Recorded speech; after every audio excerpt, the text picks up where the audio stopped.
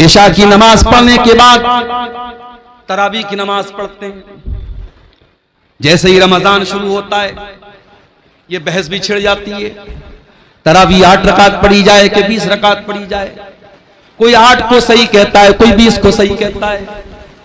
लेकिन एक बात से कोई इनकार नहीं कर पाएगा कि अल्लाह के नबी ने जो 3 दिन तरावी पढ़ाई थी वो 8 ही रकात आपने पढ़ाई थी। हजरत आयशा से पूछा गया अल्लाह के प्यारे रसूल की रमजान की नमाज कैसी थी, तरावी की नमाज जिसको हम कहते हैं, उसी के बारे में सवाल किया गया। मायशा कैफ कानत सलातु रसूलिल्लाह सल्लल्लाहु अलैहि वसल्लम की रमजान, अल्लाह के रसूल की रमजान की नमाज कैसी थी। सवाल करने वाला तरावी के बारे में सवाल कर रहा है। अल्लाह के प्यारे नबी फरमाते हैं मा कान यज़ीदु रसूलुल्लाह सल्लल्लाहु अलैहि वसल्लम अला 11 रकातन, अल्लाह के नबी 11 रकात से ज्यादा कभी नहीं पढ़ते थे। फी रमजान वला फी गैरिही, न तो रमजान में आप पढ़ते थे न गैर रमजान में पढ़ते थे। पता ये चला कि तरावी की नमाज कोई अलग नमाज नहीं है, ये वही तहज्जुद की नमाज है जो अल्लाह के नबी साल के बाकी 11 महीने 11 रकात पढ़ा करते थे। उसी नमाज को आसान बना करके हम इशा के फौरन बाद पढ़ लेते हैं, ताकि जो लोग रात में उठ करके तहज्जुद नहीं पढ़ सकते वो भी रमजान में तरावी पढ़ सके। भाई तहज्जुद की नमाज बड़े खुशनसीब लोगों को हासिल होती है, सब लोग तो तहज्जुद नहीं पढ़ता। कुरान में अल्लाह ताला जब अपने मुत्तकी बंदों का जिक्र करता है तो उनकी पहचान बताता है, वो तहज्जुद पढ़ते हैं। कहीं अल्लाह फरमाता है कानू कलीलन मिनल लैली मा यहजून, मेरे मुत्तकी बंदे रात को बहुत कम सोते हैं, वो रात में तहज्जुद की नमाज पढ़ते हैं। कहीं अल्लाह ने फरमाया ततजाफा जुनूबुहुम अनिल मजाज यदऊन रब्बहुम खौफन व तमा, मेरे मुत्तकी बंदे अपने बिस्तर से अलग होकर के अल्लाह की बारगाह में तहज्जुद पढ़ते हैं। यदऊन रब्बहुम खौफन व तमा, वो अपने रब से दुआएं करते हैं, कभी अल्लाह के अजाब से डरते हैं, कभी अल्लाह की रहमत की उम्मीद रखते हैं। व मिम्मा रज़क़नाहुम युनफिकून, और तहज्जुद पढ़ने के बाद अल्लाह की राह में सदका खैरात करते हैं। वही तहज्जुद की नमाज रमजान में तरावी के नाम से पढ़ी जाती है और अल्लाह के नबी ने इसको 11 रकात ही पढ़ा है।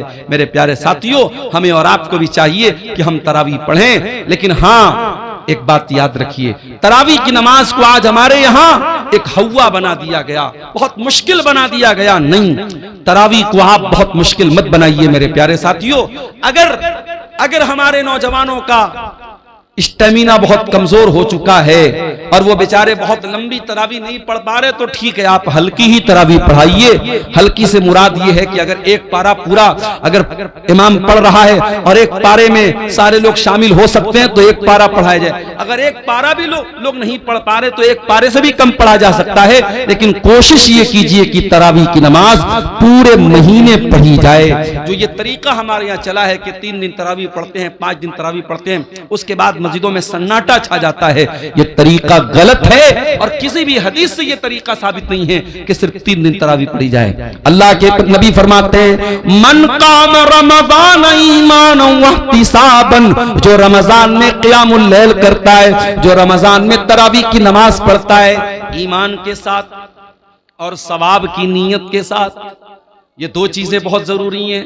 तरावी की नमाज का मकसद दिखावा नहीं होना चाहिए, तरावी की नमाज का मकसद ये बताना नहीं होना चाहिए कि मैं बहुत बड़ा नेक इंसान हूं। तरावी का 2 मकसद होना चाहिए, ईमानन व इहतिसाबन, ईमान के साथ और सवाब की नीयत के साथ जो तरावी की नमाज पढ़ेगा, अल्लाह के नबी फरमाते हैं गुफिर लहू मा तक़द्दम मिन ज़ंबिही, उसके पिछले तमाम के तमाम गुनाह माफ हो जाएंगे। और ये भी याद रखिए, अभी आज एक फोन मेरे पास आया, मौलाना मैं एक जगह ड्यूटी कर रहा हूं, 12 बजे रात तक मेरी ड्यूटी है, मैं ड्यूटी से आने के बाद जमात तो मुझे नहीं मिलेगी, क्या मैं अकेले तरावी की नमाज पढ़ सकता हूं? मैंने कहा आप पढ़ सकते हैं, जायज है, लेकिन ये बात याद रखिए कि तरावी की नमाज जमात से पढ़ना अफजल है, जमात से पढ़ना अफजल और बेहतर है, इसलिए कि अल्लाह के नबी ने फरमाया मन कामा मअल इमामी हत्ता यंसरिफ कुतिब लहू क़ियामुल लैला, जो इमाम के साथ क़ियामुल लैल करता है, जो इमाम के साथ तरावी की नमाज पढ़ता है, उसको पूरी रात तहज्जुद पढ़ने का सवाब मिलता है। इसलिए मेरे भाइयों, मस्जिद में तरावी का एहतमाम करो और औरतों के लिए भी इंतजाम करो ताकि माएं बहनें भी इस सवाब में शामिल हो सके, मर्द हजरात भी तरावी पढ़ें और पर्दे के साथ औरतों का भी इंतजाम करो, औरतें भी जाके तरावी की नमाज पढ़ें।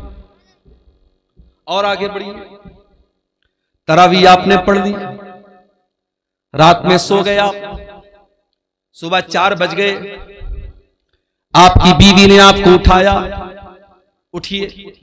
आपने कहा अरे 4 बज रहा है तो मुझे क्यों उठा रही है? बीवी ने कहा शायद आप भूल गए आज पहला रोजा है, चलिए सहरी कर लीजिए। आप उठे, ब्रश किया आपने, मुंह धोया आपने, दस्तरखान पे बैठ के बीवी ने जो सहरी में बनाया था वो सहरी आप खाने लगे। 4 बजे सुबह आपने तो कभी नाश्ता नहीं किया था, आप तो सुबह 8-9 बजे नाश्ता करते थे। ये 4 बजे कौन सा नाश्ता हो रहा है? इसको सहरी बोलते हैं और ये सहरी बड़ी बरकत वाला खाना है। अल्लाह के नबी फरमाते हैं तसहरू फइन्न फिस्सहूरी बरका, सहरी खाया करो, सहरी में बरकत है। सहरी के बगैर भी आप रोजा रखेंगे हो जाएगा, मगर सहरी खा के रोजा रखेंगे तो बदन में ताकत रहेगी। इसीलिए बहुत सारी जगहों पे सहरी में ताकत की चीजें खाते हैं। हमारे बनारस में वो मेवा वगैरह डाल करके उसमें मखाना भी होता है और बादाम भी होता है, काजू भी होता है, वो सब डाल के एक आइटम बनाते हैं, उसको हरीरा बोलते हैं। कहीं हरीरा बोलते हैं, कहीं तुर्री बोलते हैं, पता नहीं आपके सीमांचल में भी कुछ ऐसा बनता होगा। तो आप सहरी में इस तरीके की चीजें जब खा लेते हैं तो फिर पूरे दिन एक एनर्जी रहती है बदन में। अगर आप सहरी नहीं खाएंगे, मान लीजिए कोई सोया रह गया, रात में बेचारा वो इरादा करके सोया तो मैं सुबह सहरी करके रोजा रखूंगा, लेकिन नींद नहीं खुल पाई और फजर का टाइम हो गया और तब उसकी नींद खुली, तो रोजा वो रखेगा कि नहीं रखेगा? रोजा रखेगा, रोजा हो जाएगा। मगर जब बगैर कुछ खाए पिए रोजा रखेगा तो कमजोरी रहेगी, इसलिए सहरी जरूर करना चाहिए। हमने सुबह 4 बजे सहरी कर ली, 5 बजे फजर की अजान होने वाली है, हमने 10 मिनट में 15 मिनट में सहरी कर ली। अब हमारे पास 45 मिनट का टाइम अभी अजान तक बचा है। हमने सोचा बिस्तर पे चल के थोड़ा आराम कर लेते हैं। जैसे ही बिस्तर पे आराम करने गए, नींद आ गई और फजर की नमाज हमारी बिस्तर पे चली गई। ये तरीका गलत है मेरे भाई, बिल्कुल गलत है ये तरीका। आप 14-14 घंटे भूखे रहते हैं, आप रोजा रखते हैं, लेकिन अगर आप नमाज की पाबंदी नहीं करते हैं तो माफ कीजिएगा, रोजा इंपॉर्टेंट है, रोजा अहम है, लेकिन रोजे से भी ज्यादा इंपॉर्टेंट नमाज है। इस्लाम के 5 अरकान में कलमा पढ़ने के बाद दूसरे नंबर पे नमाज है और तीसरे नंबर पे ज़कात है और चौथे नंबर पे रोजा है। आप चौथे नंबर की चीज के लिए तो 14 घंटे मेहनत करते हैं, लेकिन दूसरे नंबर की चीज को आप गोल कर देते हैं, नमाज ही को गायब कर देते हैं। याद रखिए मेरे प्यारे साथियों, इस्लाम में रमजान के रोजे के पहले 5 वक्ता नमाज है, इसलिए नमाज छोड़ करके आप रोजा मत रखिए। अगर आप फजर की नमाज जाने का डर है तो आप सहरी थोड़ा लेट खाइए। अल्लाह के नबी की सुन्नत भी थी कि आप सहरी बहुत लेट खाते थे, यानी फजर की अजान से ठीक 10-15 मिनट पहले आप सहरी खा लीजिए और जब 10 मिनट बचा है आप वजू बना करके बैठ करके दुआ कीजिए, अल्लाह ताला से जिक्र कीजिए अल्लाह ताला का, और फजर की नमाज पढ़ने के बाद ही आप सोइए ताकि आपकी नमाज न छूटने पाए मेरे साथी। और आगे बढ़िए, आपने सहरी खाई, फजर की नमाज आपने पढ़ ली, उसके बाद आपको मगरिब की अजान तक कुछ खाना नहीं है। दोपहर का टाइम आया, जोहर की नमाज पढ़ने के लिए आप मस्जिद में आए। सुबह 5 बजे आपने पानी पिया था, आपका हलक बिल्कुल सूख करके कांटा हो चुका है। जोहर की नमाज के लिए आपने वजू बनाना स्टार्ट किया। आपने वजू में कुल्ली के लिए मुंह में पानी डाला, पानी आपके मुंह में गया। आप अगर चाहें तो पानी के 2-4 कतरे हलक के नीचे डाल के हलक को गीला कर लें। हलक को तर कर ले, हलक तो सूख करके कांटा हो गया है, 2-4 कतरे पानी के चले जाएं तो कौन देखने वाला है? न कोई कैमरा वहां लगा है, न बगल वाले को पता चलेगा, न इमाम साहब को पता चलेगा, न मौलवी साहब को पता चलेगा। लेकिन कोई ताकत है, कोई पावर है जो आपको ऐसा नहीं करने दे रहा है। आप प्यास के मारे बुरा हाल है आपका हलक सूख करके कांटा बना हुआ है और पानी आपके मुंह में जा रहा है, मगर वो कौन सी ताकत है जो पानी को हलक के नीचे डालने नहीं देती है? पानी बाहर आ जाता है, पानी हलक के नीचे नहीं उतरता है। मेरे प्यारे साथियों, इसी का नाम तकवा है, इसी का नाम अल्लाह का डर है, और रमजान का महीना यही तकवा हमें सिखाता है। इसीलिए अल्लाह ने फरमाया, या अय्युहल्लज़ीना आमनू कुतिबा अलैकुमुस्सियाम कमा कुतिबा अलल्लज़ीना मिन क़ब्लिकुम लअल्लकुम तत्तकून।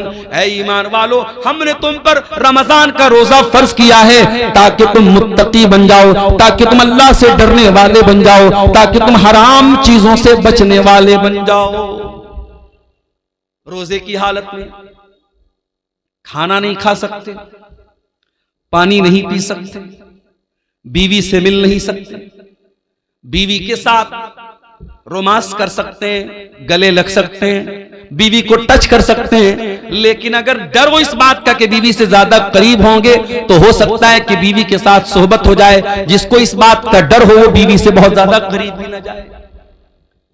रोजे की हालत में आप इंजेक्शन भी लगवा सकते हैं, लेकिन शर्त यह है कि ताकत का इंजेक्शन ना हो, ग्लूकोज का इंजेक्शन ना हो।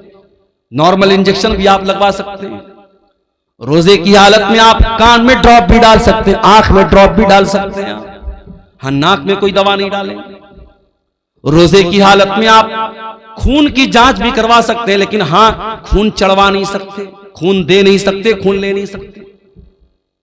खून इसलिए नहीं दे, खून लेंगे तो बदन में एक ग़िज़ा आ जाएगी, वो जायज नहीं है। रोजे की हालत में बदन को ग़िज़ा पहुंचाना जायज नहीं, और खून किसी को देंगे तो कमजोरी बहुत ज्यादा आ जाएगी, रोजे पर इफेक्ट पड़ेगा, इसलिए खून देना भी ठीक नहीं रोजे की हालत। रोजे की हालत में आप अगर भूल करके कुछ खा गए, नबी अकरम ने फरमाया, अगर भूल चूक करके तुम्हारे मुंह में कुछ चला गया, खा लिया, तो जैसे ही याद आ जाए फौरन बाज आ जाओ। और तुमने जो भूल करके खा लिया पी लिया, उससे तुम्हारे रोजे पर कोई फर्क नहीं पड़ा, बस ये समझो कि तुमको अल्लाह ने खिला दिया। अब मान लो आप घर में आए, प्याले में दाल रखी हुई थी, आपने थोड़ी सी दाल पी ली, फिर आपको याद आया, अरे भाई अभी तो रमजान शुरू हो गया है। फिर आपको अब्दुल गफ्फार साहब की तकरीर भी याद आ गई, उन्होंने कहा अल्लाह ताला खिला रहा, आपने पूरी गटागट पूरी दाल आप पी गए।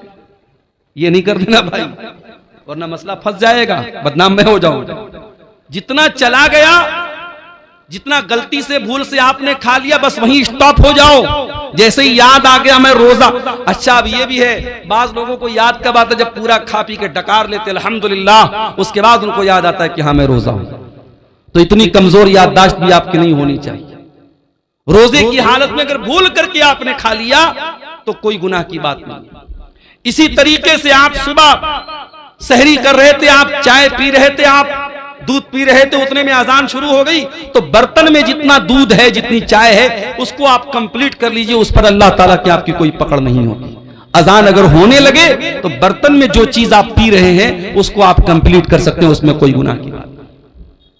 और यह भी नोट कर लीजिए, रोजे की हालत में अगर रात में इंसान अपनी बीवी से मुलाकात करता है, जाहिर है कि रात में तो जायज है, या रात में इंसान सो गया और वो नापाक हो गया, उसको एहतलाम हो गया, नाइट फॉल हो गया, अब सुबह वो उठा तो वो नापाक है, यानी उसके ऊपर गुस्ल वाजिब है। अब वो क्या करे, वो रोजा रखेगा कि नहीं रखेगा? रोजा रखेगा। और अगर उसी हालत में फजर की अजान भी हो गई तो भी कोई गुनाह की बात नहीं है, उसका रोजा बिल्कुल सही है। लेकिन हाँ, अगर इंसान रात में नापाक हुआ है, सुबह उसी हालत में सहरी कर सकता है, लेकिन फजर की अजान अगर हो गई है तो जितना जल्दी मुमकिन हो वो गुस्ल करे और जमात से जाकर के नमाज पढ़े। कुछ लोग क्या करते हैं, नापाक हो गए तो आराम से सोए रहते हैं, सुबह 8 बजे 9 बजे उठ करके गुस्ल करते हैं और फिर नमाज पढ़ते हैं। ये गलत है, ये नाजायज है, ये हराम है। आप नमाज को बिना मजबूरी के उसके टाइम से डिले नहीं कर सकते। अगर आप नापाक हैं, जितना जल्दी मुमकिन हो आप नापाकी को दूर कीजिए और नमाज पढ़िए। और यह भी याद रखिए, अगर फजर के 1 मिनट पहले भी औरत अगर हैज में थी और पाक हो गई, 1 मिनट पहले भी, मान लीजिए कि अगर 5:15 पे फजर की अजान हो रही है और 5:14 पर औरत को यह लगा कि मैं पाक हो गई हूं, मेरा हैज आना बंद हो गया, पीरियड आना बंद हो गया मेरा, तो उस दिन का रोजा वो रखेगी, उस दिन का वो रोजा रखेगी और फौरन वो गुस्ल करके फजर की नमाज भी पढ़ेगी। हां, अगर इसका उल्टा हो जाए, अगर फजर की अजान के 1 मिनट के बाद भी अगर औरत को जो है वो हैज आ जाए तो वो उस दिन का रोजा नहीं रखेगी, वो नापाक मानी जाएगी, वो जितने दिन पीरियड में रहेगी वो रोजा नहीं रखेगी। अगर मगरिब की अजान के 1 मिनट पहले भी उसको हैज आ गया तो वो रोजा उसका काउंट नहीं होगा, उस रोजे को वो बाद में पूरा करेगी, वो रोजा उसका पूरा नहीं माना जाएगा। ये मसले हैं, इसकी भी जानकारी हमको कर लेना जरूरी है।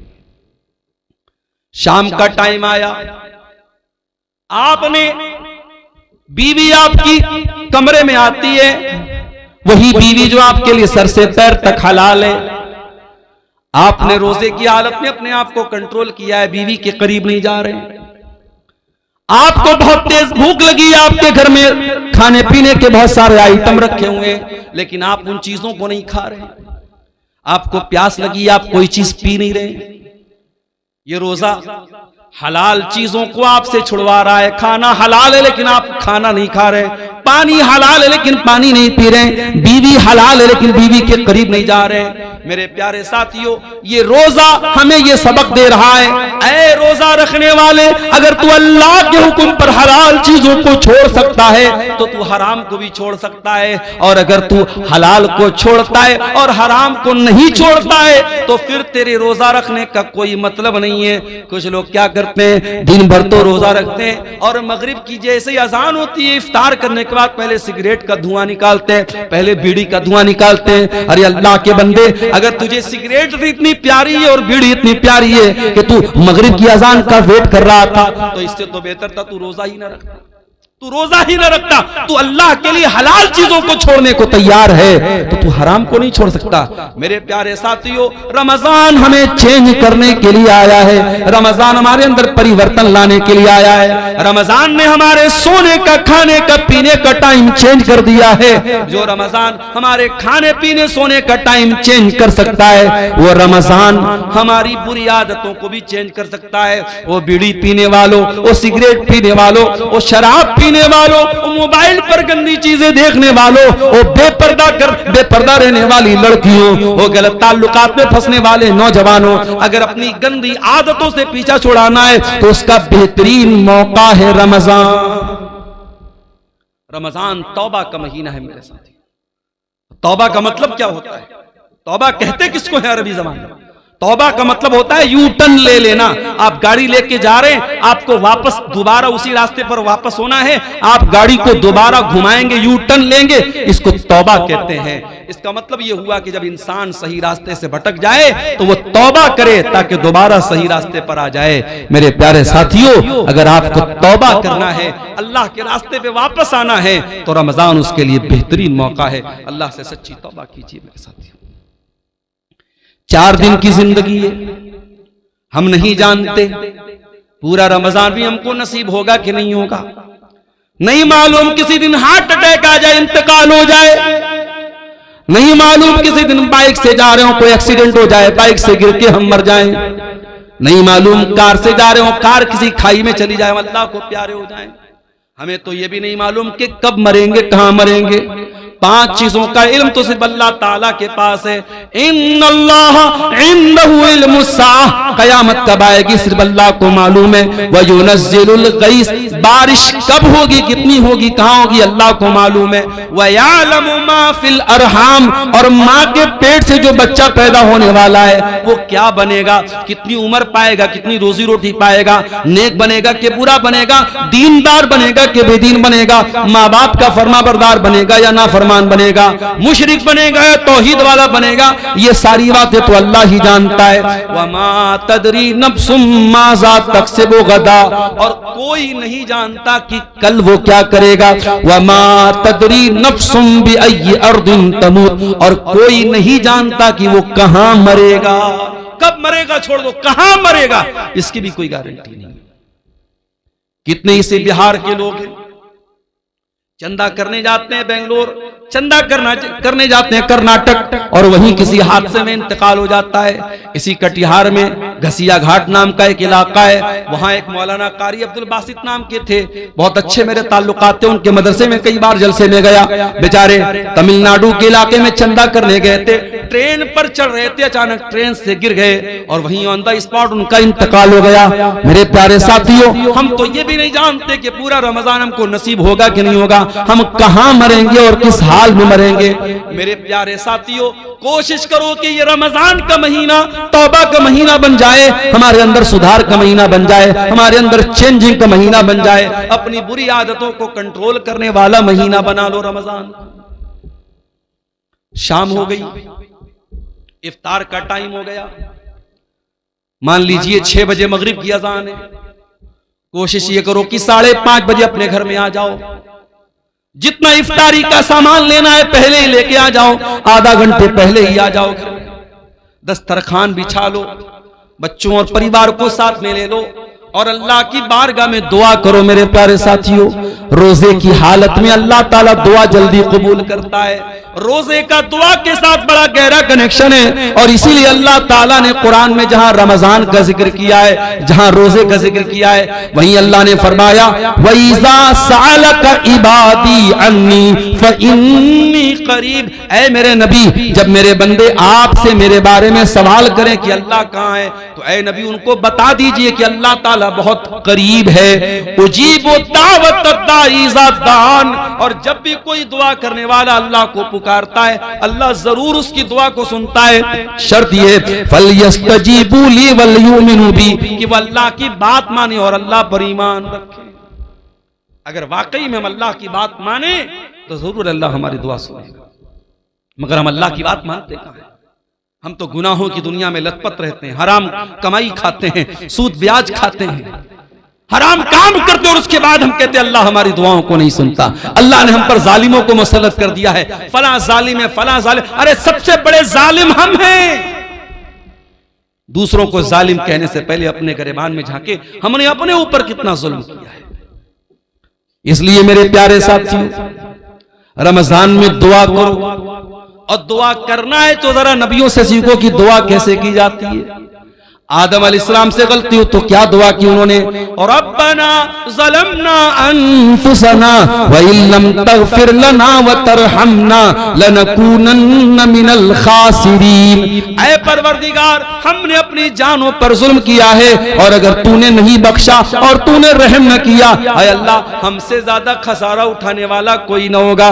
यूनुस अलैहिस्सलाम को देखो, मछली के पेट में, जहां दुनिया का कोई नेटवर्क काम नहीं करता, वहां क्या दुआ कर रहे हैं, फनादा फिज़्ज़ुलुमाति अल्ला इलाहा इल्ला अंत सुब्हानका इन्नी कुन्तु मिनज़्ज़ालिमीन। यूनुस अलैहिस्सलाम ने तीन अंधेरों में, समंदर का अंधेरा था, पानी का, समंदर का अंधेरा था, रात का अंधेरा था, और मछली के पेट का अंधेरा था, तीन अंधेरों में उन्होंने अल्लाह को पुकारा। और क्या पुकारा, ला इलाहा इल्ला अंत सुब्हानका इन्नी कुन्तु मिनज़्ज़ालिमीन। ऐ अल्लाह तू पाक है, ऐ अल्लाह तेरे सिवा मेरा कोई सहारा नहीं है, ऐ अल्लाह तू पाक है, इन्नी कुन्तु मिनज़्ज़ालिमीन। ऐ अल्लाह मैं जालिम हूं, मेरी गलती है। दुआ मांगने का तरीका सीखो मेरे प्यारे साथियों नबियों से। इसीलिए अल्लाह के नबी फरमाते हैं, मछली वाले नबी की दुआ बहुत बेहतरीन दुआ है, और मुसलमान जब भी किसी मुसीबत में यह दुआ करेगा, अल्लाह ताला जरूर उसकी दुआ को सुनेगा। इब्राहिम अलैहिस्सलाम को देखो, 85 साल की उम्र हो चुकी है, औलाद नहीं है। यहां तो 14-15 साल हो जाए और औलाद ना हो तो दुनिया वाले ताना मारने लगते हैं कि इसको तो औलाद नहीं हो रही है, और इंसान भी मायूस हो जाता है। यहाँ 85 साल की उम्र हो चुकी है, इब्राहिम अपने रब से मायूस नहीं है। क्या दुआ करते हैं, रब्बी हबली मिन लदुनका ज़ुर्रियतन तय्यबा इन्नका समीउद दुआ। ऐ अल्लाह तू मुझे पाक औलाद दे दे, ऐ अल्लाह तू दुआओं को सुनने वाला है। रब्बी हबली मिनस सालिहीन, ऐ अल्लाह मुझे नेक बेटा अता फरमा। अय्यूब अलैहिस्सलाम को देखो, बीमार है, पूरे बदन में जख्म है, पूरे बदन से खून बह रहा है, पूरे बदन में परेशानी है, और अय्यूब अलैहिस्सलाम दुआ कर रहे हैं, व अय्यूबा इज़ नादा रब्बहु अन्नी मस्सनियद्दुर्रु व अंत अरहमुर राहिमीन। कहते अय अल्लाह मुझे ये बीमारी पहुंची है, अय अल्लाह मुझे ये तकलीफ पहुंची है, और अय अल्लाह सबसे बड़ा रहम करने वाला तू है, अगर तूने रहम न किया तो तेरा बंदा कहां जाएगा। मेरे प्यारे साथियों, रमजान को दुआ का महीना बना लो, खूब दुआएं करो, इफ्तार के टाइम दुआ करो, सहरी के टाइम दुआ करो, तरावी के बाद बैठ के दुआ करो, रात के सन्नाटे में दुआ करो, दिन के उजाले में दुआ करो। रमजान का दुआ के साथ बड़ा गहरा कनेक्शन है, बहुत गहरा ताल्लुक है। और हो सके एक किताब बता रहा हूं, मोबाइल पर भी वो किताब मिल जाएगी आपको, प्ले स्टोर में भी मिल जाएगी। किताब का नाम नोट कर लो, हिस्नुल मुस्लिम, अरब के एक आलिम की किताब है, बहुत अच्छी किताब है दुआओं की, छोटी छोटी दुआएं जो नबी की दुआएं हैं, नबी की सिखाई गई दुआओं को पढ़ा करो। नबी के अल्फाज में बड़ी बरकत है, नबी के अल्फाज बड़े जामे होते थे। अगर वो नहीं पढ़ सकते, अगर पढ़े लिखे नहीं हो, तो अपनी भाषा में, अपनी जबान में, तुम शेरशाबादी लैंग्वेज में, तुम बंगला जुबान में भी अल्लाह से दुआएं कर सकते हो। अल्लाह ताला हर जबान को समझता है, वो दिल की भाषाओं को जानता है, वो दिल की जबान को जानता है। हम जबान से कहें या न कहें, हमारा दिल जब तड़पता है, हमारा दिल जब रोता है, हमारे दिल की सदाओं को भी अल्लाह ताला सुन लेता है।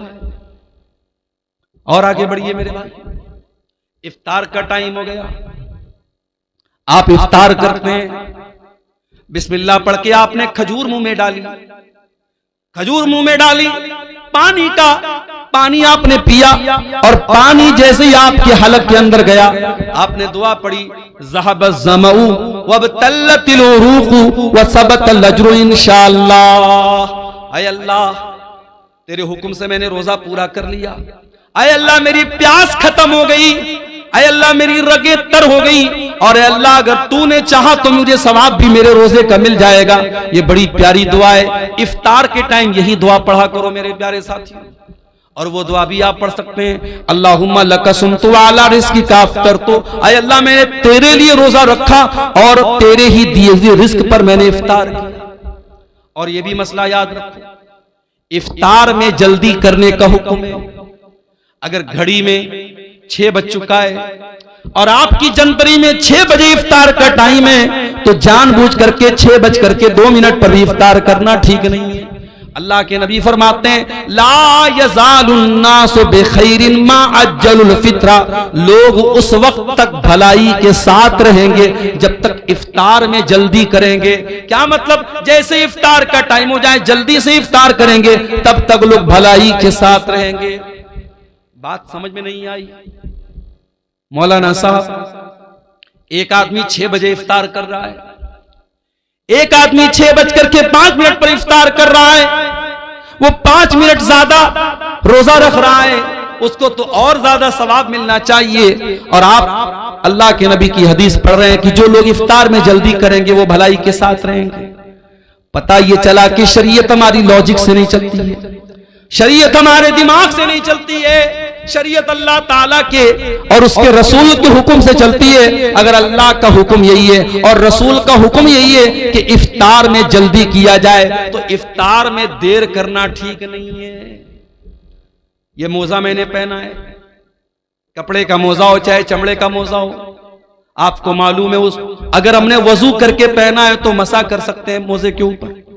कभी आपने गौर किया, मोजे का जो नीचे का हिस्सा होता है वो ही ज्यादा गंदा होता है, लेकिन जब हम वजू करते हैं तो मोजे के ऊपर के हिस्से पर मसा करते हैं, हम नीचे के हिस्से पर मसा नहीं करते हैं। पता ये चला कि दीन अकल और राय का नाम नहीं है, दीन तो अल्लाह और उसके रसूल के हुक्म का नाम है। इसीलिए इफ्तार में जल्दी करने का हुक्म दिया गया है। और ये भी नोट कर लो मेरे भाई, आज जैसे ही रमजान का महीना आता है, मर्दों की डिमांड क्या होती है, 20 तरीके का आइटम बनाया जाए।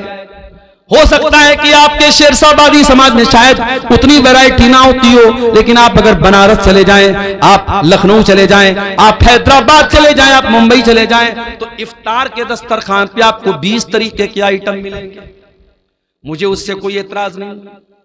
अल्लाह ने आपको दौलत दी, आप खूब खाइए, मना नहीं है मेरे भाई, लेकिन मुझे इस बात से शिकायत है कि आज अपने घर की औरतों के ऊपर हमने इतना ज्यादा बोझ डाल दिया है, इतने सारे आइटम उनको बनाने होते हैं रमजान के अंदर के बेचारी असर के बाद से लेकर के वो अफ्तार के आइटम बनाने में उनका टाइम लग जाता है, और मगरिब के बाद बेचारी बर्तन धोने में उनका टाइम लग जाता है। उनको इबादतों का टाइम नहीं मिलता, उनको कुरान पढ़ने का टाइम नहीं मिलता, उनको दुआ करने का टाइम नहीं मिलता। मेरे प्यारे साथियों, अपने मुंह के स्वाद के लिए और अपने पेट के लिए अपने घर की औरतों पर अत्याचार न करो, अपने घर की औरतों पर जुल्म न करो। अरे सिंपल जो खाना आम दिनों में खाते हो वही सिंपल तरीके से रमजान में भी खाओ। ठीक है, 2-4 आइटम बढ़ गए, कोई हर्ज की बात नहीं है, लेकिन बीवी के ऊपर इतना ज्यादा अत्याचार करना कि बेचारी दिन भर खाना ही बनाती रहे और इफ्तार के बाद पूरी कई घंटे वो बर्तन ही धोती रहे, ये औरतों पर जुल्म है, इससे भी हमें और आपको बचना है। उसके बाद रमजान की एक बहुत अहम इबादत जिसके लिए कुरान में बाकायदा जिक्र किया गया, कुरान की तिलावत। रमजान में कसरत से कुरान की तिलावत करो, इसलिए कि रमजान के महीने में ही कुरान उतारा गया। फरमाया शहरु रमजान अल्लज़ी उन्ज़िला फ़ीहिल कुरान, रमजान के महीने में कुरान उतारा गया। हुदल लिन्नास, और ये कुरान सारी मानवता के लिए हिदायत बन करके आया। व बय्यिनातिम मिनल हुदा वल फुरकान, और इस कुरान की आयतें सच्चाई को खोल खोल के बयान करने वाली हैं। कभी आप अपने दिल पर हाथ रख के बताइए मेरे भाई, आपने पिछले रमजान में कितना कुरान पढ़ा था?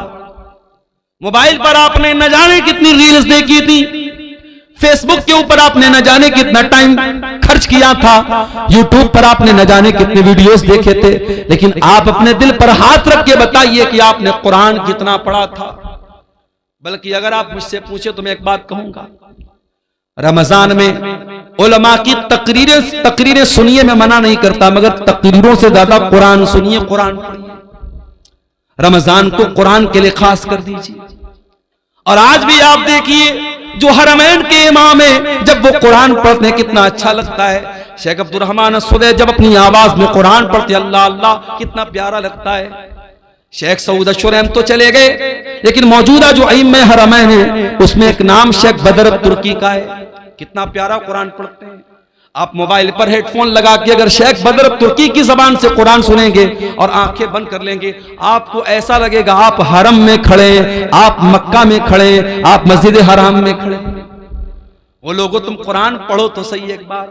अला बिज़िक्रिल्लाहि तत्मइन्नुल कुलूब, ये कुरान तुम्हारे दिल को जरूर शांति देगा, तुम्हारे दिल को जरूर सुकून देगा। ये कुरान पढ़ के तो देखो, ये कुरान सुन के तो देखो।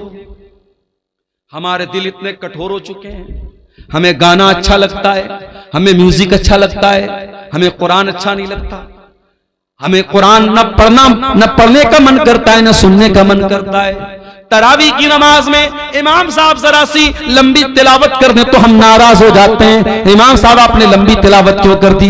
हमें कुरान 10 मिनट ज्यादा सुनना भी गवारा नहीं है। वही नौजवान जो आधा घंटे तरावी की नमाज में खड़ा नहीं हो पाता है और बैठ करके आराम आराम से तरावी पढ़ता है, वही नौजवान 1-1 घंटा खड़े होकर के 50 ओवर का क्रिकेट मैच देख लेता है। अभी इस बार वर्ल्ड कप का 2020 वर्ल्ड कप चल रहा है। अपने नौजवानों से एक बात कहना चाहूंगा, ये वर्ल्ड कप का जो मैच है ये तो होता रहेगा, लेकिन रमजान पता नहीं दोबारा हमको मिलेगा कि नहीं मिलेगा।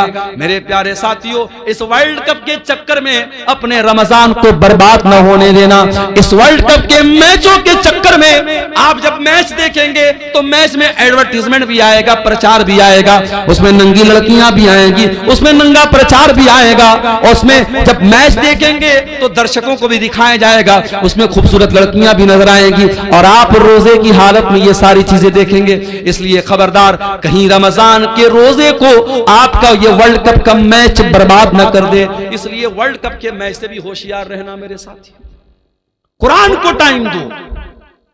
इमाम मालिक रहमतुल्लाह अलैह बहुत बड़े इमाम थे, हदीस का दर्स दिया करते थे।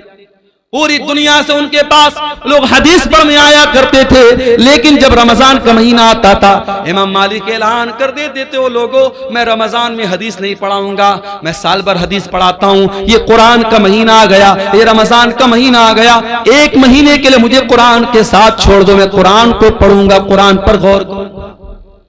वो लोगों कुरान को पढ़ो रमजान में, कुरान को सुनो रमजान में और कुरान पर गौर करो। ये दिल पर जो गुनाहों की लेयर चढ़ी है, ये दिल पर जो गुनाहों की परत चढ़ी है, जब कुरान पर गौर करोगे तो ये परत टूट जाएगी, ये परत गिर जाएगी। कुरान कहता है अफला यतदब्बरून अल-कुरान अम अला कुलूबिन अक़फ़ालुहा, मेरे बंदो तुम कुरान पर गौर क्यों नहीं करते, क्या तुम्हारे दिलों पर ताले लगे हैं? जिस तरीके से मोबाइल का लॉक अगर खोलना हो तो जब तक पासवर्ड न डाला जाए तब तक मोबाइल का लॉक नहीं खुलता, जब तक पैटर्न लॉक न डाला जाए तब तक मोबाइल का लॉक नहीं खुलता। इसी तरीके से दिल पर जो लॉक पड़े हैं, दिल पर जो ताले पड़े हैं, दिल का ताला खोलना है तो कुरान पर गौर करो, कुरान पर तदब्बुर करो मेरे प्यारे साथी, कुरान पर गौर करो मेरे साथी। अल्लाह के नबी जिनके ऊपर कुरान उतरा था, अल्लाह के नबी कभी कभी दूसरे के मुंह से कुरान सुना भी करते थे। एक मर्तबा आपने अब्दुल्ला बिन मसूद से फरमाया, ऐ अब्दुल्ला इक़रा अलैयल कुरान, ऐ अब्दुल्ला मुझे कुरान पढ़ के सुनाओ। अब्दुल्ला बिन मसूद ने फरमाया, ऐ अल्लाह के नबी मैं आपको कुरान कैसे पढ़ के सुनाऊं, ये कुरान तो आप ही के ऊपर उतरा है। आपने फरमाया, ऐ अब्दुल्ला मैं दूसरे के मुंह से सुनना चाहता हूं, आज तुम्हारे मुंह से सुनना चाहता हूं, तो मुझे कुरान पढ़ के सुनाओ। अब्दुल्ला बिन मसूद कुरान पढ़ने लगे और सूरह निसा की तिलावत करने लगे, सूरह निसा पढ़ने लगे और अल्लाह के नबी गौर से सुनने लगे। पढ़ते पढ़ते पढ़ते पढ़ते अब्दुल्ला बिन मसूद इस आयत पर पहुंचे, फकैफा इज़ा जीना मिन कुल्li उम्मतिन बिशहीद, ऐ मेरे नबी उस वक्त आपका क्या हाल होगा जब हम हर उम्मत में से एक गवाह लाएंगे, वजीना बिका ला हाउलाई शहीदा, और ऐ नबी हम आपकी उम्मत पर आपको गवाह बनाएंगे। जब अब्दुल्ला बिन मसूद इस आयत के ऊपर पहुंचे, उन्होंने कहा, वो कहते हैं कि अल्लाह के नबी ने मुझसे कहा बस करो, ऐ अब्दुल्ला बस करो। मैंने नजरें उठा के देखा, मैंने क्या देखा, फैजा ऐनाहु तज़रिफान, अल्लाह के नबी की दोनों आंखों से आंसू बह रहे थे, अल्लाह के रसूल रो रहे थे, ज़ारो कतार आप रो रहे थे। वो जो कयामत के दिन आपके कंधे पे जिम्मेदारी डाली जाएगी, उस जिम्मेदारी को सोच के आप रो रहे थे। ओ मुसलमानों, तुम्हारे नबी तो अपनी जिम्मेदारी का ख्याल करके रो रहे हैं, तुम्हें अपनी जिम्मेदारी का ख्याल कब आएगा? आज ये कौम कहां जा रही है, इस कौम का नौजवान कहां जा रहा है? आज इस कौम की लड़कियां मुर्तद हो रही हैं, इस कौम का नौजवान नशे में धुत है, इस कौम की लड़कियां बेपर्दा हो रही हैं, इस कौम का एक बड़ा तबका हराम कमाई खा रहा है। वो लोगों तुम्हें कोई चिंता नहीं है, तुम्हारे दिमाग में कोई टेंशन नहीं है। तुम्हारे नबी तो यही टेंशन लेके दुनिया से चले गए। तुम्हारे नबी को तो एक ही टेंशन थी, फलअल्लका बाखिउन नफ्सका अला आथारिहिम इल्लम युमिनु बिहाज़ल हदीस यसफा। ऐ मेरे नबी आपको इतनी टेंशन है, आपको इतनी चिंता है लोगों के ईमान लाने की, कहीं इस टेंशन में आप जान न दे दे। आपके नबी को तो इतनी टेंशन थी, मगर आपको कोई टेंशन नहीं है। अल्लाह के प्यारे नबी उस जिम्मेदारी का एहसास करके रोने लगे, कुरान सुन करके रोने लगे। मेरे साथ कुरान सुनो तो सही अच्छे कारी की आवाज में, खासतौर से जो अफ्रीकन कारी होते हैं, उसमें एक कारी है, कभी यूट्यूब पर सर्च मारिएगा, सूफी अब्दुल रशीद नाम है उनका, ये शायद उधर अफ्रीका वगैरह कहीं के हैं। आवाज बिल्कुल नॉर्मल है, लेकिन जब कुरान पढ़ते हैं दिल में जाके लगता है मेरे साथियों, बड़ा प्यारा कुरान पढ़ते। सूफी अब्दुल रशीद नाम है, अच्छे कारी की आवाज में आप कुरान सुनिए, आप ये गाने बजाने भूल जाएंगे, दिल पर जो असर पड़ेगा मेरे साथियों अब मैं बयान नहीं कर सकता उसको। रमजान को कुरान का महीना बनाइए मेरे साथियों, और आगे बढ़िए। एक और काम अल्लाह के नबी करते थे रमजान में। अब्दुल्ला बिन अब्बास कहते हैं अल्लाह के नबी रमजान में बहुत ज्यादा सखावत किया करते थे, अल्लाह की राह में दान दिया करते थे। आज भी मुसलमान अपने माल की ज़कात इसी रमजान के महीने में निकालता है। मेरे प्यारे साथियों, आप अपने माल की जो ज़कात होती है आप साल में कभी भी निकाल सकते हैं, बल्कि ज़कात का सही मसला तो यह है, मिसाल के तौर पर अगर मेरे पास आज 1 लाख रुपया है, आज 1 लाख रुपया मेरे पास आया और आज ही के दिन अगले साल तक वो पैसा मेरे पास रहा, तो आज ही के दिन मेरे ऊपर ज़कात फर्ज होगी। लेकिन लोग अपनी आसानी के लिए रमजान में ज़कात निकालते हैं, कोई हरज की बात नहीं, निकाल सकते हैं आप। लेकिन हाँ, ज़कात देने का तरीका भी आज हमारा बड़ा निराला है मेरे साथी। पिछले रमजान में मैं साउथ इंडिया में था, एक मौलवी साहब आए, कहा कि मौलाना कड़ी धूप में हम लोग लाइन लगते हैं और जब हमारा नंबर आता है तो सेठ जी कहते हैं कि पिछले साल का रिकॉर्ड कहां है, पिछले साल का रिकॉर्ड हमने दिखाया तो कहते इस पर मदरसे की मुहर नहीं लगी है, जाओ। 2-2 घंटा धूप में लगने के बाद वो बेचारा मौलवी जो किसी प्राइवेट मदरसे में पढ़ा रहा था और उसका चंदा करने वो बेंगलोर और गुजरात गया था, 3-3 घंटा लाइन में लगने के बाद उसको वापस कर दिया जाता है और बेचारा वो नाकाम लौट जाता है। ये हालात देख करके मेरे साथियों खून के आंसू रोने का दिल चाहता है। ये ज़कात कोई टैक्स नहीं है जिसे वसूलने के लिए लोगों के दरवाजों पर जाया जाए। होना तो ये चाहिए था ज़कात देने वाले खुद ऐसा सिस्टम बनाते कि जहां ज़कात के हकदार हैं ज़कात वहां तक पहुंचती। यहां तो बेचारे मौलवी धक्के खा खा के ज़कात वसूल रहे हैं। मेरे प्यारे साथियों, अपने माल की ज़कात निकालो और सही तरीके से अपने माल की ज़कात निकालो। अगर आपके पास 85 ग्राम सोना है, अगर आपके पास 595 ग्राम चांदी है, अगर आपके बैंक बैलेंस में आपके पास कैश रकम में इतना पैसा है जो 595 ग्राम चांदी के बराबर है, तो आपके पास अगर वो माल 1 साल तक रहता है तो उसकी ज़कात आपको देना है। और ऐ मेरी प्यारी माओ बहनों, ये भी याद रखिए, आपने सोने का जो जेवर पहना हुआ है और आपने अलमारी में जो रखा हुआ है वो सब पर आपको ज़कात देना है। कोई ये ना सोचे कि जो मैं पहनती हूं उस पर ज़कात नहीं देना है, सब पर आपको ज़कात देना है। और अगर आपने अपने सोने चांदी की ज़कात नहीं निकाली तो अंजाम क्या होगा? अल्लाह फरमाता है वल्लज़ीन यक्निज़ून अज़्ज़हब वल फ़िज़्ज़ा वला युनफ़िक़ूनहा फ़ी सबीलिल्लाहि फ़बश्शिरहुम बिअज़ाबिन अलीम। जो लोग सोना चांदी इकट्ठा करते हैं और उसकी ज़कात नहीं निकालते हैं उनको दर्दनाक अज़ाब दिया जाएगा।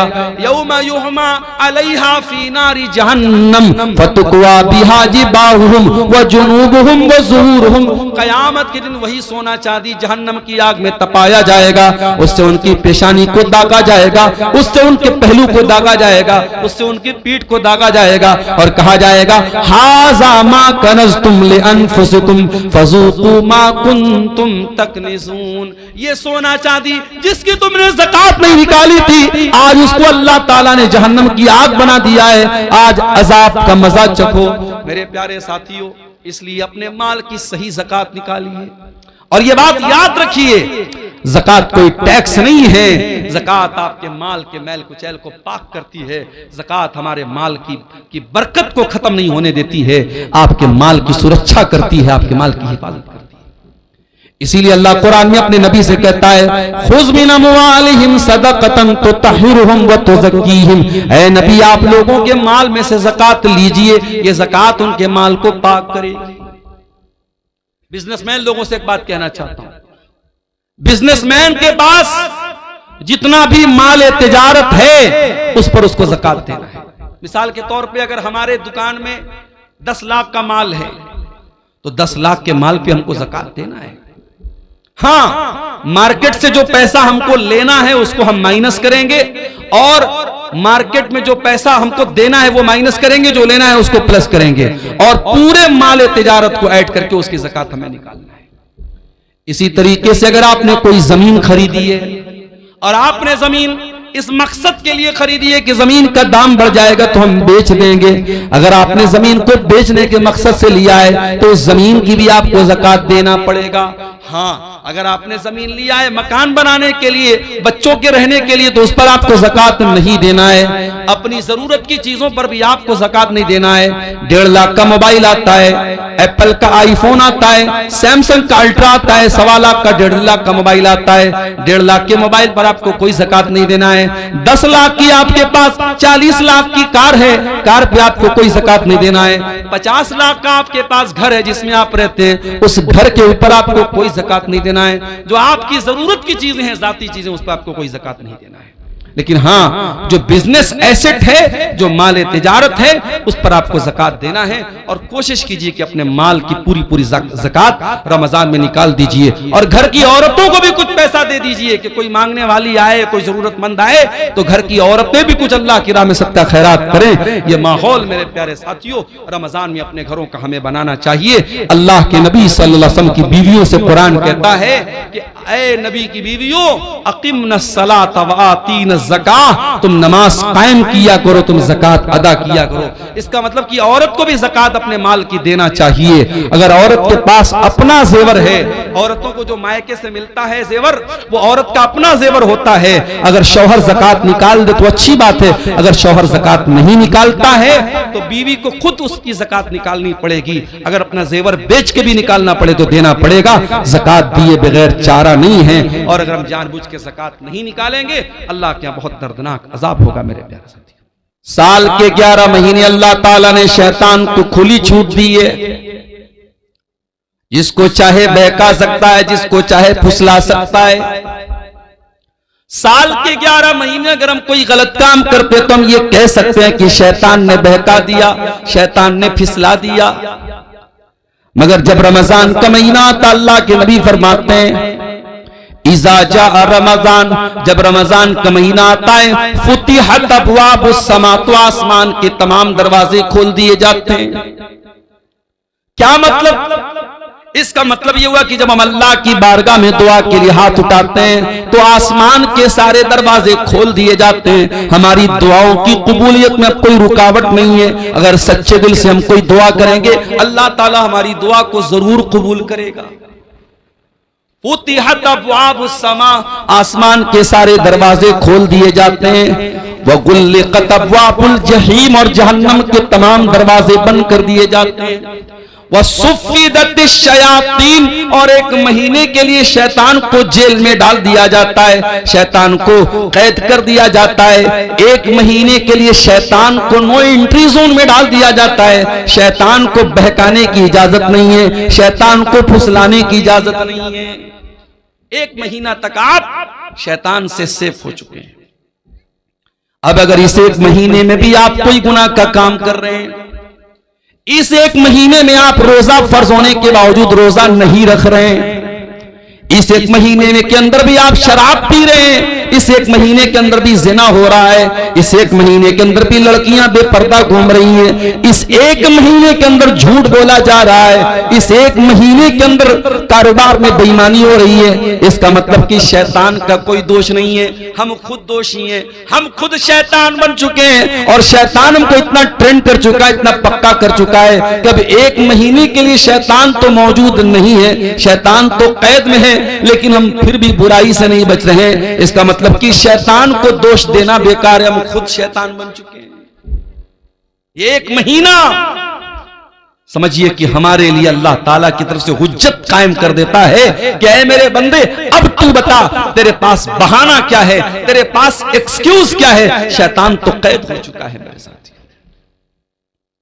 यही नहीं मेरे प्यारे साथी, इस रमजान के महीने में एक रात है। कौन सी रात है? आइए कुरान का 30वां पारा खोलते हैं। इन्ना अंज़लनाहु फी लैलतिल क़द्र, ऐ मेरे बंदो हमने कुरान को लैलतुल क़द्र में उतारा है। वमा अदराका मा लैलतुल क़द्री, और तुम क्या जानो कि लैलतुल क़द्र क्या है। लैलतुल क़द्र खैरुम मिन अल्फि शहर, और ये लैलतुल क़द्र 1000 महीने से बेहतर है। 1000 महीने के बराबर नहीं का, 1000 महीने से बेहतर है। कितनी बेहतर अल्लाह जानता है। 1000 महीने में 1000 महीने में आप अगर गौर करें कितने साल होते हैं, कैलकुलेटर पे अगर आप कैलकुलेट करेंगे 1000 को 12 से अगर आप भाग देंगे तो लगभग 84 साढ़े 84 आता है। यानी अगर आपने लैलतुल कद्र को पा लिया, आपने शबे कद्र को पा लिया और उसमें आपने तहज्जुद पढ़ लिया, उसमें आपने तिलावत कर ली, उसमें आपने अल्लाह का जिक्र कर लिया, उसमें आपने अल्लाह की राह में दान दे दिया, उसमें आपने अल्लाह ताला की बारगाह में आंसू बहा दिए, उस एक रात में आपने जो भी इबादत की है वो इबादत 84 साल से भी ज्यादा बेहतर है। 84 साल नेकी करने का जो सवाब है वो एक रात में, और रात कब शुरू होती है? मगरिब के बाद से लेकर के फजर तक रहती है, यानी मैक्सिमम 12 घंटे। 12 घंटे की वो रात है। 12 घंटे के अंदर आपको अल्लाह ताला ने ऐसी रात दे दी है कि आप उसमें अगर कोई नेकी करेंगे तो आपको 84 साल से भी ज्यादा का सवाब मिलेगा। वो मुबारक रात इसी रमजान में आती है मेरे प्यारे साथियों। और वो कब आती है? वो उस रमजान के आखिरी अशरे में आती है। इसीलिए अल्लाह के प्यारे नबी फरमाते हैं, तहर्रू लैलतल क़द्र फिल अशरिल अवाखिर मिन रमजान। ओ लोगो, तुम रमजान के आखिरी अशरे में लैलतुल क़द्र को तलाश किया। और इसीलिए जब रमजान का आखिरी अशरा आता था, जब आखिरी 10 दिन आते थे, अम्मा आयशा फरमाती हैं अल्लाह के प्यारे नबी पूरी रात जागा करते थे, पूरी रात जागा करते थे और अपनी बीवियों को भी जगाया करते थे और कमर कस लेते थे। कमर कस लेने का मतलब ये कि एक्टिव हो जाते थे। आखिरी अशरे में अल्लाह के नबी इबादत के मामले में कोई नरमी नहीं बरतते थे। हमारे यहाँ उल्टा मामला है। हमारे आखिरी अशरे में लोग मार्केट में ज्यादा नजर आते हैं, बाजार ज्यादा जाते हैं, कोई दर्जी के यहाँ दौड़ रहा है, कोई चप्पल वाले के यहाँ दौड़ रहा है, औरतें अपना कपड़ा लेने के लिए दौड़ रही हैं। आखिरी अशरा हमारे यहाँ ईद की शॉपिंग के लिए माना जाता है। मेरे प्यारे साथियों, आखिरी अशरा जिसमें एक रात कोई लैलतुल कद्र की रात है, उस रात में अल्लाह के नबी रात भर जागा करते थे। मेरे भाइयों, वो रमजान का महीना इंशाअल्लाह कल से शुरू होने वाला है। वो रमजान एक बहुत बड़े मेहमान की शक्ल में हमारे पास आने वाला है। जरा दिल पे हाथ रख के बताओ कि उस मेहमान के लिए आपके दिल में क्या एक्साइटमेंट है। अगर आपको ये लगता है रमजान आएगा, अच्छे अच्छे पकवान हमारे घर में बनेंगे, हम सहरी में ये बनाएंगे, हम इफ्तार में ये बनाएंगे, आपके जहन में अगर रमजान के नाम पे सिर्फ खाना पीना ही आ रहा है तो आपने रमजान का मकसद नहीं समझा, आपने रमजान का मतलब नहीं समझा। जब रमजान का महीना आता था, अल्लाह के नबी खुश हो जाया करते थे और अपने सहाबा को खुशखबरी दिया करते थे। आप फरमाते थे, अताकुम रमजान, ऐ मेरे सहाबा रमजान का महीना आ चुका है, शहरुन मुबारकुन, बरकत का महीना आ चुका है। ऐ मेरे सहाबा, वो महीना आ चुका है जिस महीने में आसमान के दरवाजे खोल दिए जाते हैं, जिस महीने में जहन्नम के दरवाजे बंद कर दिए जाते हैं, जिस महीने में शयातीन को कैद कर दिया जाता है। उसी रमजान में जैसे ही चांद नजर आएगा, हुक्म दिया गया चांद को देखा करो। चांद को अपने बच्चों के साथ, परिवार के साथ देखने की कोशिश करो। मौसम साफ है, चांद इंशाअल्लाह नजर आएगा। जब रमजान का चांद तुम्हें आसमान पे नजर आ जाए तो ये दुआ पढ़ लेना जो अल्लाह के प्यारे नबी पढ़ा करते थे, अल्लाहुम्मा अहिल्लहु अलैना बिल अम्नि वल ईमानी वस सलामति वल इस्लामी रब्बी व रब्बुकल्लाह। क्या दुआ है? चांद देख करके क्या दुआ पढ़ रहे हैं हम? अय अल्लाह, तो इस चांद को अमन के साथ हम पर तुलू फरमा दे, ईमान के साथ तुलू फरमा दे, सलामती के साथ तो इस चांद को तुलू फरमा दे, इस्लाम के साथ इस चांद को तू तुलू फरमा दे। रब्बी व रब्बुकल्लाह, और ऐ चांद मेरा और तेरा रब अल्लाह है। कभी आपने गौर किया, हमारे गैर मुस्लिम भाई भी तो चांद देख के करवा चौथ मनाते हैं। हमारे गैर मुस्लिम भाइयों की भी चांद की बड़ी अहमियत है, मगर वो चंद्रमा को देवता मानते हैं, वो चंद्रमा की पूजा करते हैं, वो चंद्रमा की इबादत करते हैं। मगर मेरे प्यारे साथियों, इस्लाम एक ईश्वरवाद वाला मजहब है, इस्लाम तौहीद वाला मजहब है। हम चांद को देख करके भी ऐलान करते हैं, रब्बी व रब्बुकल्लाह, ऐ चांद हम तेरी उपासना नहीं करते, ऐ चांद हम तुझे रब नहीं मानते, ऐ चांद हम तुझे अपना पूज्य नहीं मानते, हम तुझे अल्लाह अल्लाह ताला का एक क्रिएशन मानते हैं, अल्लाह ताला की एक मखलूक मानते हैं, और हम चांद देख करके भी ऐलान करते हैं रब्बी व रब्बुकल्लाह, ऐ चांद मेरा भी रब अल्लाह और तेरा भी रब अल्लाह। इस्लाम तौहीद वाला दीन है मेरे प्यारे साथी। इस्लाम में शिर्क बर्दाश्त के काबिल नहीं है मेरे साथी। इस्लाम तो वो मजहब है कि तमाम नमाजों में हम रुकू करते हैं, सजदा करते हैं, मगर जनाजे की नमाज में हम रुकू और सजदा नहीं करते। क्यों नहीं करते? सामने मुर्दा रखा हुआ है, सामने जनाजा रखा हुआ है, अगर जनाजे की नमाज में रुकू डाला जाता और सजदा डाला जाता तो यह मैसेज जाता कि इस्लाम तो मुर्दे के आगे सजदा करवा रहा है, इस्लाम तो मुर्दे के आगे झुक रहा है। इसलिए जनाजे की नमाज में कोई रुकू और सजदा नहीं है। जनाजा रखा हुआ है, हम जनाजे की नमाज पढ़ते उसमें कोई रुकू सजदा नहीं है। और इसीलिए अल्लाह के रसूल ने किसी कब्र के ऊपर नमाज पढ़ने से मना किया है। न तो कब्र के ऊपर मस्जिद बनाई जा सकती है, न मस्जिद में कब्र बनाई जा सकती है। कब्र के ऊपर भी नमाज नहीं और मस्जिद के अंदर भी कब्र को आपने रखने से मना किया है। आज अफसोस की बात, उसी इस्लाम को मानने वाले आज तौहीद को नहीं समझते। कोई किसी के आगे सर झुका रहा है, कोई किसी के आगे सर झुका रहा है। और आपकी शेरशाहबादी बिरादरी में जो पूरी अहले हदीस बिरादरी है, आज आपकी बिरादरी में भी बहुत सारी ऐसी चीजें होने लगी हैं जो तौहीद के खिलाफ है। माफ कीजिएगा, बहुत सारे घरों में जहालत की वजह से, तालीम की कमी की वजह से आज बच्चे पैदा होने के बाद ही उनके गले में धागा डाल दिया जाता है।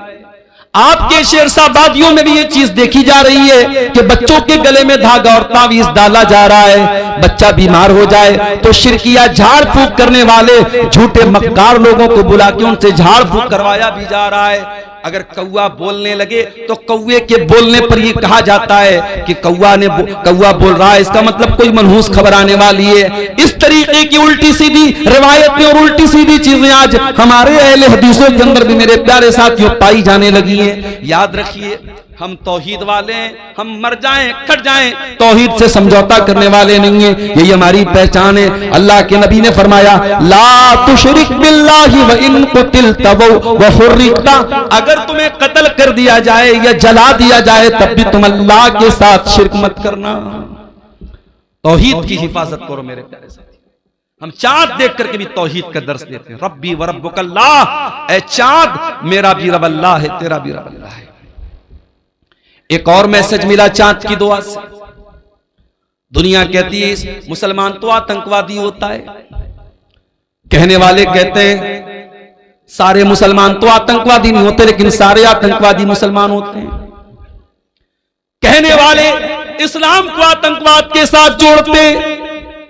ओ लोगों, इस्लाम आतंकवाद का धर्म कैसे हो सकता है? इस्लाम दहशतगर्दी का मजहब कैसे हो सकता है? इस्लाम तो चांद देख करके भी अमन और शांति की दुआ सिखा रहा है। हम चांद देख करके भी क्या दुआ कर रहे हैं? हम ये दुआ नहीं कर रहे हैं ऐ अल्लाह इस चांद को देखने के बाद तू सिर्फ हमको भलाई अता फरमा। हम कहते अल्लाहुम्मा अहिल्लहु अलैना बिल अम्न वल ईमान वस सलामत वल इस्लाम। ऐ अल्लाह ये चांद जो रमजान का नजर आने वाला है, ऐ अल्लाह सारे विश्व के लिए, सारी दुनिया के लिए अमन और शांति का चांद बना दे। अल्लाह इस महीने को तू शांति वाला बना दे, इसमें किसी का खून न बहे, इसमें किसी की जान न जाए, इसमें किसी का माल न लूटे। ऐ अल्लाह इसको अमन और शांति का और पीस का और ऐ अल्लाह दुनिया के लिए सलामती का महीना बना दे।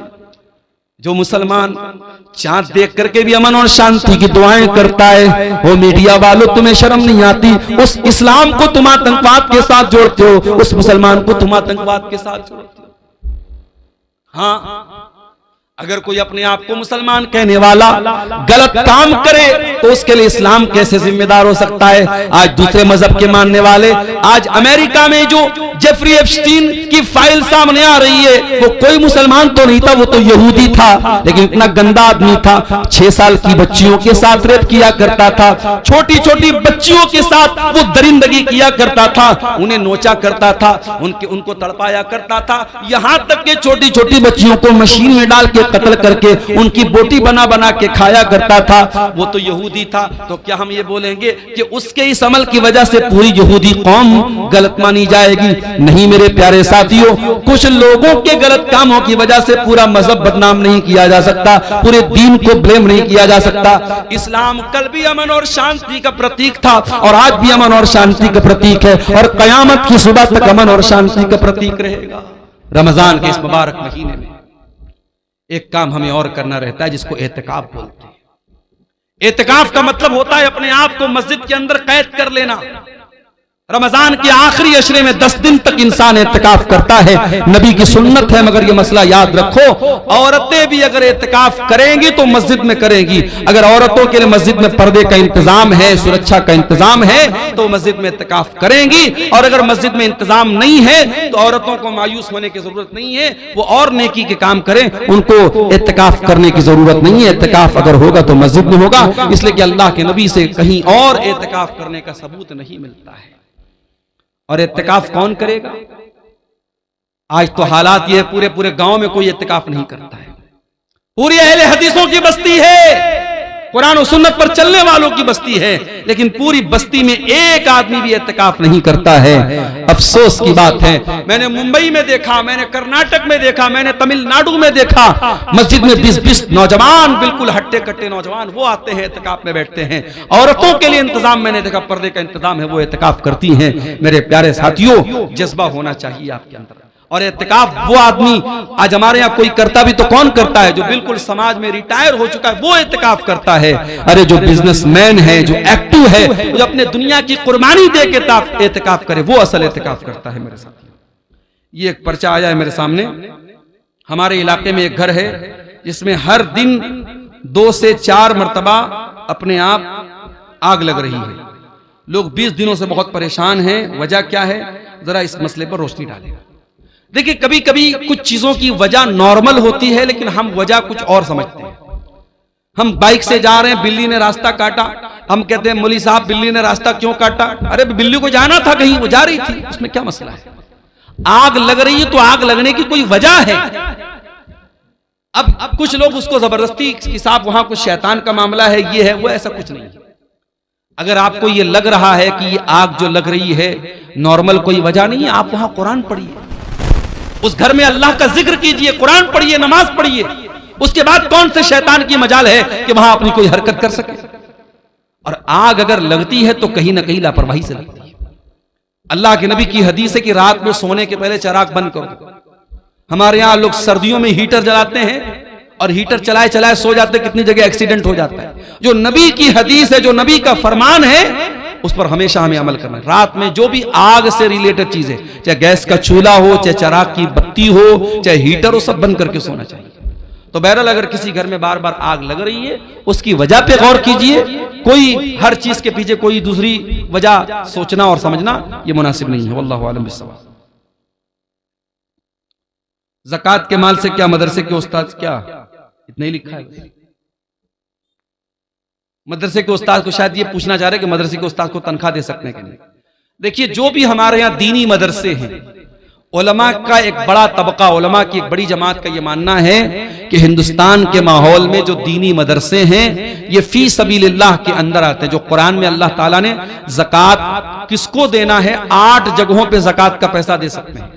उसमें एक जगह है फी सबीलिल्लाह, अल्लाह की राह में भी ज़कात का पैसा दे सकते हैं। तो उलमा की एक बड़ी जमात का कहना है कि मदरसा जहां दीनी तालीम होती है वहां पे हम ज़कात दे सकते हैं, क्योंकि वो फी सबीलिल्लाह के अंदर आता है। अगर मदरसे में गरीब बच्चे पढ़ते तब तो कोई शक की बात नहीं, ज़कात दे सकते हैं। अगर मदरसे में खुशहाल बच्चे भी पढ़ते हैं तब भी ज़कात की रकम दी जा सकती है। क्यों? क्योंकि मदरसों का असल मकसद क्या है? अल्लाह के दीन की तबलीग करना, लिहाजा वहां ज़कात की रकम दी जा सकती है। लेकिन इस तरीके के मदरसे जहां ज़कात की रकम दी जाती है, वहां अगर ऐसे बच्चे पढ़ते हैं जिनके बाप खुशहाल हैं, तो उनको ये चाहिए कि खुराकी वगैरह की वो फीस दे दें, ताकि वो ज़कात के अंदर किसी तरीके के डाउट से वो बच जाए। हदीस के मुताबिक इफ्तारी में जल्दी करने का हुक्म है, लेकिन हमारे इलाके में एक ही जगह में अहनाफ कुछ और अहले हदीस हजरात कुछ औकात में इफ्तारी करते हैं। उसकी क्या वजह हो सकती है? क्या इसमें भी अव्वल और आखिर वक्त का मसला है, यानी 2 से 4 मिनट? अहनाफ के यहाँ जबरदस्ती सिर्फ एहतियात के नाम पे 2-4 मिनट लेट किया जाता है। उसकी कोई दलील नहीं है। जो जंतरी के औकात है बहुत सोच समझ करके हिसाब किताब करके बनाए गए हैं। नबी के जमाने में जंतरी नहीं थी, नबी के जमाने में घड़ी नहीं थी, आसमान देख करके लोग इफ्तार करते थे। आज तो अल्हम्दुलिल्लाह घड़ी है और जंतरी में बाकायदा पूरा तहकीक करने के बाद इफ्तार का टाइम तय किया गया है। वो उसमें ताखिर करने का कोई जो है मतलब नहीं है। जो लोग एहतियात के नाम पे देर करते हैं वो ठीक नहीं है। क्या सहरी के लिए माइक में ऐलान करना सही है? सहरी के लिए, सहरी खत्म करने के लिए अजान होती है वो काफी है, अलग से कोई माइक से ऐलान करना ठीक नहीं है। रोजे की हालत में खून चेक कराना कैसा? करा सकते हैं, खून की जांच करा सकते हैं, कोई हरज की बात नहीं। क्या मस्जिद के माइक में गजल हमद पढ़ना सही है? गजल हमद जो है ये अगर अच्छा कलाम है और मान लीजिए कि मस्जिद में कोई प्रोग्राम वगैरह हो रहा है तो उस मौके पर तो पढ़ सकते हैं। ऐसे ही नॉर्मली जो है लाउड स्पीकर से गजल और हमद पढ़ना ये ठीक नहीं है, ये दूसरों को तकलीफ पहुंचाने वाली बात होगी। क्या लिखा है?